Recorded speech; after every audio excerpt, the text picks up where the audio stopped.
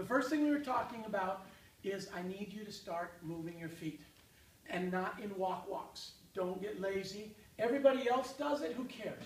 Show them that you can do more. Show them that you can do triples and still be smooth. I want you to start bringing them down. To me, this is more of what I'm seeing. Knee pumping up rather than the knee pressing down. Down, down, down, down, down. Remember what I said? Make it feel like you're not stepping over something, but just walking back normally. Walking forward normally. Okay? Not like you're stepping over something. Okay? So, we were talking about movement.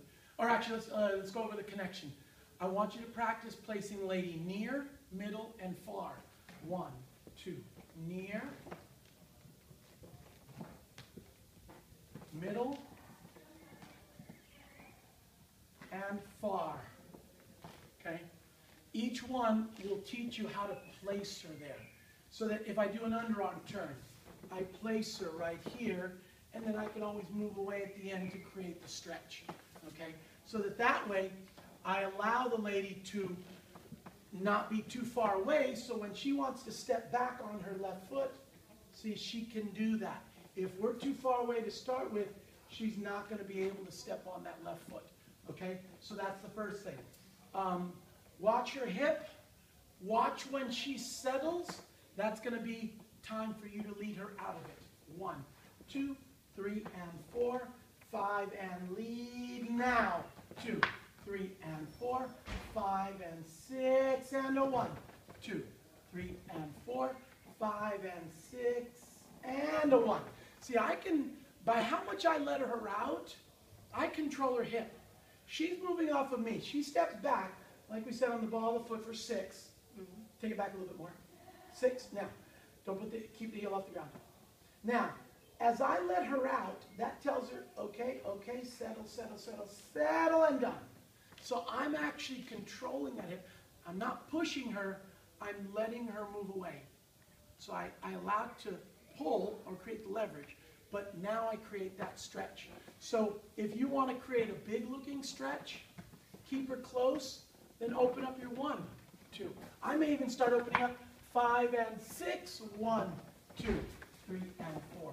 5 and 6, 1, to create that look of the stretch. So even if she doesn't know how to stretch, even if she's all the way out, I create the stretch on the end of that.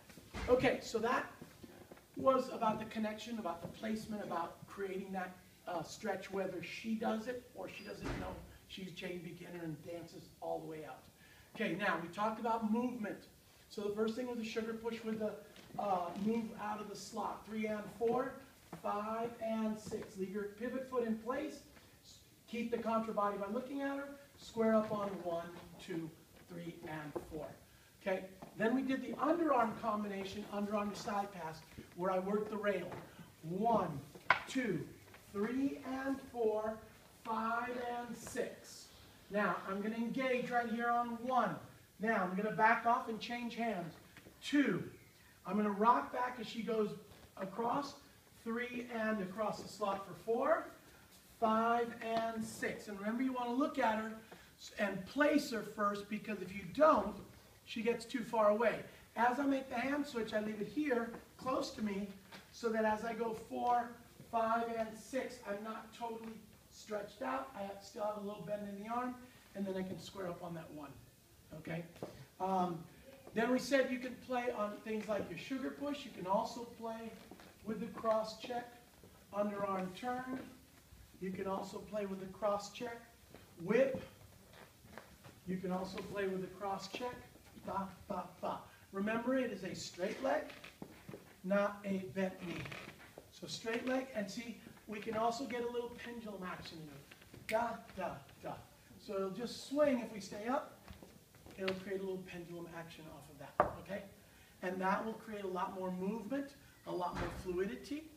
I'm going to think of pressing down without lifting the feet. The heels are just going to skim the floor to keep that smooth transition. Okay, so let's switch out.